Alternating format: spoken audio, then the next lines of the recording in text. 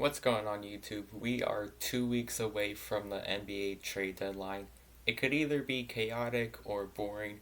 Hopefully it's chaotic, hopefully a lot happens, but I'm just going to go through all 30 teams and tell you what I think they should do if anything, and hopefully most of it is accurate.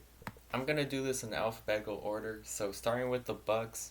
Bucks have been a little disappointing this year. They started the season slow, but now they look decent. They look like the 4th seed in the East. But of course, 4th seed in the East is not going to win a championship, so the Bucks need to make at least one move.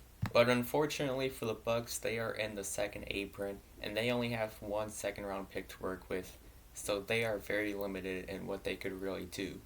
Pat Connaughton's $9.4 million contract looks very tradable, but when you look at potentially all of the role players out there who could be on the trade market this year, the only one making less than 9.4 million is Cody Martin.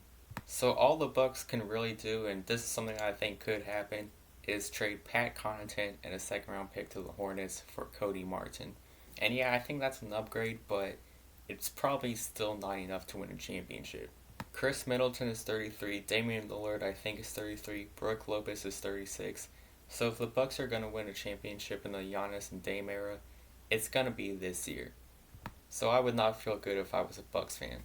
The Bulls are one of the teams that need to be sellers. They have two all-star level players in Zach LaVine and Nikola Vucevic, who they're trying to trade. It's pretty likely that Vucevic will get traded, but LaVine on the other hand, he just has no market right now, and that's unfortunate for the Bulls. If they're somehow able to trade LaVine, that's a dream scenario for Bulls fans, but if they can trade Vucevic for a first round pick, that's a win for the Bulls. When you think about the trade deadline this year, a lot of people are talking about Jimmy Butler, but I think one of the interesting things about the trade deadline is potentially there could be a bidding war for Cam Johnson. Cam Johnson is one of those guys who are good enough to be a starter on a contender and could really fit any team, any kind of offense. I think there's going to be several teams who are going to have interest in Cam Johnson, and because of that, whoever ends up getting him might end up overpaying for him. But one of the teams that I think will have interest in Cam Johnson is the Cavaliers. The Cavaliers have been the most surprising team in the league this season. I had them as a 7th seed, and right now they're 33-5. They have the best record in the league. Whether or not you think they're contenders or pretenders, it feels like they're an upgrade away from being a true, legit threat. Cam Johnson on the Cavs would be nice, but unfortunately for them, they only have one first-round pick to work with, while teams like the Grizzlies and the Thunder have multiple first-round picks to work with. So even though they'll have interest in Cam Johnson, I think the Cavs will lose the bidding war, but it's not the end of the world. Even though it's not Cam Johnson, there are role players out there in the trade market that they can try to go get, like Jordan Clarkson or Grant Williams. The Celtics need to do absolutely nothing at the deadline, because it doesn't matter what ends up happening at the deadline, the Celtics understand that they're going to be the team to beat this year, and the worst thing they can do is make a wrong move and ruin it. So the Celtics win the deadline by doing nothing. The Clippers are the only team in the league where I don't know what they should do. Because now that they let Paul George walk for nothing and they failed to sign a guy like DeMar DeRozan, they have put themselves in a really tough spot. Obviously, the team they have right now is not close to winning a championship. So should they try trading for someone? Well, they don't really have picks to work with. Should they try rebuilding? Well, no one's going to want Kawhi because he's always injured, so I don't know what the Clippers should do. The Grizzlies are one of the teams that need to have interest in Cam Johnson and try to make a move for him, because the Grizzlies look good this year. The Grizzlies look like the second best team in the West. They feel like they're an upgrade away from winning a championship, and maybe that upgrade could be Cam Johnson. They missed out on Dorian Finney-Smith, but maybe they can laugh at the Lakers and go get Cam Johnson. The Hawks need to trade Clint Capella because he does not fit their timeline, and Okongwu has played great. I just don't know which team out there would want Capella. But if the Hawks could somehow trade Capella for picks, that would be a W for them. The Heat have been pretty much the most talked about team at the deadline, especially Jimmy Butler and what could potentially happen. The best case scenario for the Heat is that they try to make Jimmy happy. I don't know if that's possible, but that's the best case scenario for them. If Jimmy stays disgruntled and you seriously don't want to take on Beal's contract, then that's just going to put the Heat in a worse situation.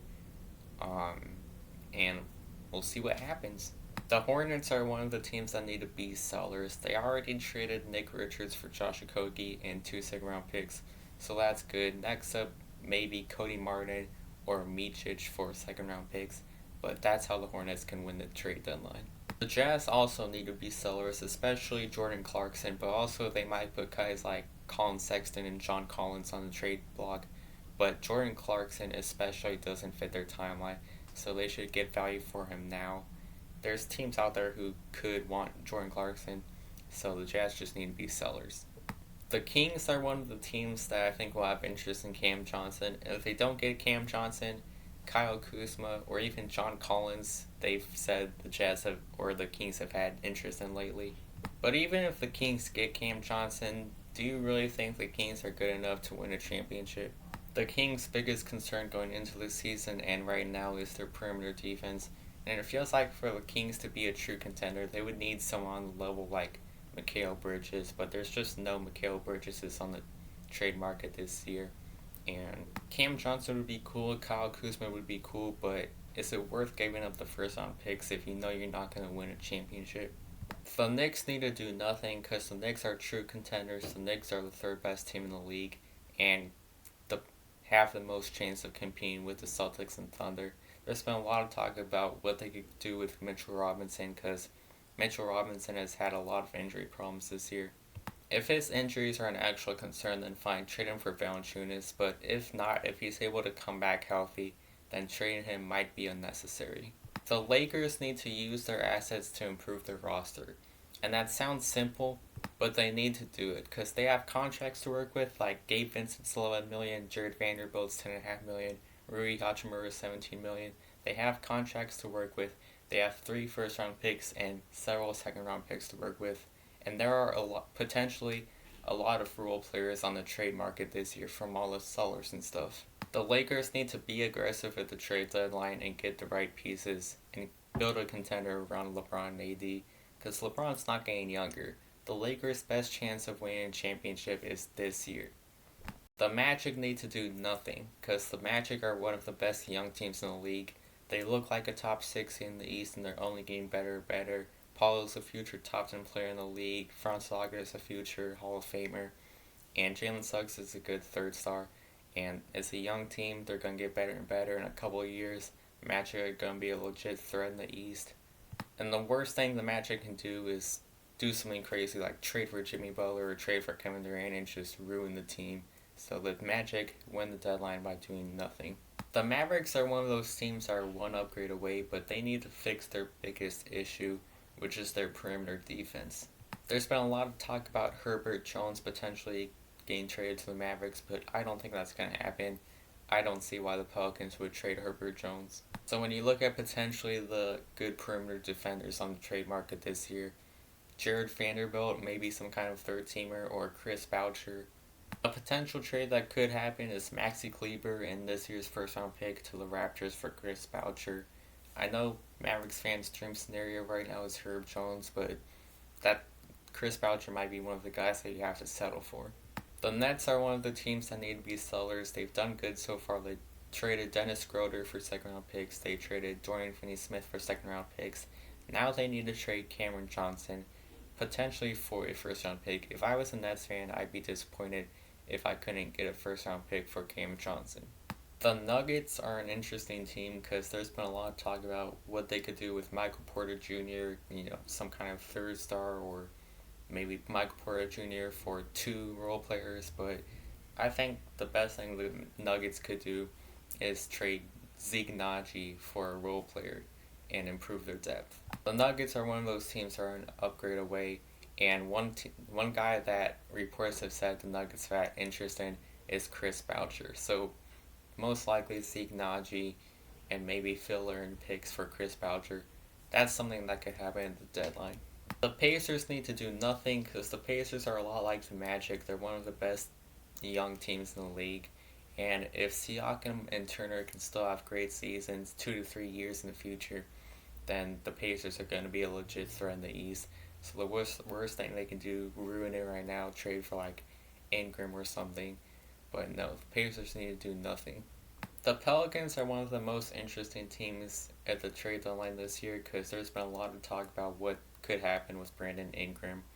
And if they end up trading Brandon Ingram, they need to get either a starting stretch five or a 3-and-D wing in return. But most preferably, they need a starting stretch five because that was one of the concerns going into the season.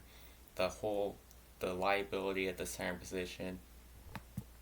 Even though Messi has played well, still their weakest position is center, and they want a starting stretch five because that would be a much better fit. There is a scenario for the Pelicans where they do nothing at the trade deadline, and potentially they could have a really good team next year. Because interestingly, because the Pelicans have had so many injury issues, they're going to have a really good pick in the draft, and it's potentially one of the best draft classes ever. Ace Bailey and Derek Queen are potentially top 10 picks that could fill that starting stretch 5 role for the Pelicans. The other concern that the Pelicans had going into the season was that they had too many ball dominant players, like DeJounte Murray, CJ McCollum, Brandon Ingram, and Zion Williamson were all starters. So people were saying that they would be better off starting like Trey Murphy or Herb Jones over CJ McCollum. That's not what they've been doing, but CJ McCollum is getting old and Trey Murphy is just keeps developing. So next season, Trey Murphy might be the better player, so they might start starting Trey Murphy over CJ McCollum. DeJounte Murray, Trey Murphy, Brandon Ingram, Zion Williamson, Ace Bailey is your starting five, with CJ McCollum, Herb Jones, Jose Alvarado, Jordan Hawkins, and Messi off the bench. That's a solid team. That's a legit contender if healthy. And that's a big if. And also, maybe Ingram isn't a great second option on a contender, but if he can have some kind of breakout season, then and they can stay relatively healthy, that's a legit contender. So even though there's a lot of talk about Brandon Ingram potentially getting traded, there's a scenario where they re-sign him and they're perfectly fine. The Pistons are also one of the most interesting teams at the trade deadline because they're the only team in the league with cap space. And that's really important when you start thinking about Jimmy to Suns rumors, because the Suns are in the second apron and the Heat are in the first apron, so neither team can take back more salary than they give out. So the Pistons would need to be a third team where the Heat can trade either Josh Richardson or Alec Burks to the Pistons for a second round pick. So for the Pistons to win the trade deadline this year, they need to get involved as either a third or fourth team, take in salary for second round picks. So they would get second round picks and unwanted salary. The Raptors are another team that need to be sellers. I've talked about Chris Boucher, but also guys like Jakob Poeltl and Kelly Olynyk could also be on the trade market. And if the Raptors could get picks out of those guys, that's good for them. The Rockets need to do nothing because they have looked really good this season. And like every young team, they're only getting better and better. And the Rockets are going to be a threat in like a few years. The Spurs, same thing. They need to do nothing because even though it would make sense for them to be sellers, reports have said that they don't want to be sellers. So they're not going to be sellers and the Spurs need to do nothing. The Suns have been one of the most talked about teams at the trade deadline this year. They already made a good move trading Josh Okogie and second round picks for Nick Richards. But none of it matters because the only way the Suns are legit contenders this year is if they trade Bradley Beal and a first round pick for Jimmy Butler. I talked about how it might be impossible for Jimmy to be happy as a Heat player. The only real way for Jimmy to not be disgruntled is to be a Suns player. Heat understandably want nothing to do with Beal's contract, so there would need to be a third team where Beal goes to a third team. But let's be real, there's no team out there that wants Beal's contract. So that's really what makes it a tough situation, but hopefully by February 6th, Jimmy Butler can be a Phoenix Sun. The OKC Thunder are one of the teams who need to have interest in Cameron Johnson, and as scary as it is to sound, the Thunder could realistically outbid anyone for Cam Johnson because they have more picks than pretty much anyone in the league. Isaiah Joe, Kenrich Williams, and however many picks it takes, that could get it done. If the Thunder could get that trade done, there's a case that the Thunder are a better team than the Celtics. All we can do is pray that it doesn't happen. The Timberwolves have been one of the most disappointing contenders this season because they absolutely lost the Randall Cat trade, but also they lost Kyle Anderson You hoped Robert Dillingham would have a role on this team, but he hasn't found his role yet. And also Mike Conley's getting old. So all that together, the Timberwolves are struggling right now. And even more unfortunate for them, they are in the second apron, so that really limits what they can do to fix their issues. The biggest problem for the Timberwolves right now is that Dante DiVincenzo is their starting point guard. And you're not going to win the championship with Dante DiVincenzo as your starting point guard. That's not a good role for him to play. Dream scenario for the Timberwolves would be they trade Dante for a true starting point guard, but there are no point guards out there on the trade market who are making less than 11 million. There just aren't. So as much as the Timberwolves are struggling, they might not be able to do anything at the deadline, and they might need to wait till next year to fix their issues. Trailblazers are one of those teams that need to be sellers. DeAndre Ayton, Jerami Grant, Robert Williams are all guys that could get traded, and hopefully the Blazers can get a first round pick or just any kind of picks for those guys. The Warriors started the season very hot, but they have fallen off. But I still think they're one of those teams that are one trade away from being a contender. And the guy they have had the most interest in, according to the reports, is Nikola Vucevic. And I think that's a good fit. But for the Warriors to truly be contenders this year, they need to somehow get Vucevic without giving up Wiggins, without giving up Kuminga. This is what I think should happen. Warriors get Vucevic and Torrey Craig. Bulls get Gary Payton, Kyle Anderson, Kevon Looney, and 2 first-round picks. Unless the Bulls force the Warriors to give up Kuminga, I don't see why the Bulls say no to that. I mean, ask any Bulls fan, if they could trade Vucevic for 2 first-round picks, they would do it in a heartbeat. The Wizards are one of those teams that need to be sellers. Kyle Kuzma, Valanciunas, even Malcolm Brogdon, those are guys that could potentially get traded at the deadline, and hopefully the Wizards can get some good value out of those guys. The last team is the 76ers, and the 76ers have been one of the weirdest teams this year, because they are a contender when healthy, but they are simply never healthy. They were healthy on Christmas when they went to the TD Garden and beat the Celtics, and that proves that the 76ers team has potential. There's been talk about what the 76ers could do at the trade deadline, but I don't think they need to do anything. I think just going into next year, they'll have more chemistry. Going into next year, they just need to stay healthy and have a healthy season, a relatively healthy season. Because whatever you do at the deadline is not going to make your team healthier. So that's all 30 teams. Hopefully the trade deadline is fun this year. Hopefully it's not boring like last year. And hopefully you liked this video, but see you next time.